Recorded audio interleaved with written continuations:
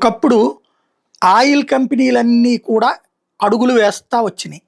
ఈ ఆయిల్ కంపెనీలకి సంబంధించినటువంటి అన్నీ కూడా ఇరాన్ మీద నిషేధం పెట్టినా కూల్‌గా వాళ్ళ కార్యకలాపాలు నడుపుతూనే ఉండేవాళ్ళు. ఇప్పుడు అదే ఆయిల్ కంపెనీలు ఇరాన్‌కి వెళ్ళడానికి భయపడుతున్నాయి. అమెరికా ఏ క్షణంలోనైనా యుద్ధం రెడీ అంటోంది. ఇప్పటికే అన్నీ రెడీ చేసి పెట్టింది. ఇరాన్ చర్చలు చేస్తూనే ఉంది. అమెరికా చర్చలు చేస్తుంది. ఓ పక్కన చర్చలు, ఇంకో పక్కన ఇది.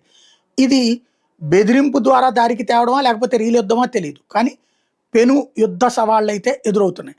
ఈ దశలో Dubai, Saudi Arabia, Bahrain, Oman, Kuwait, Qatar వీళ్ళకి సంబంధించిన ఆయిల్ కంపెనీల సిబ్బందిని వీళ్ళందరూ కూడా ఇరాన్ పోతా ఉంటారు. ఎవ్వరూ పోవద్దు అక్కడికి అన్నటువంటి విషయాన్ని తేల్చి చెప్పింది. ఎట్టి పరిస్థితుల్లో నిర్ణయం తీసుకోవాలని చెప్పింది.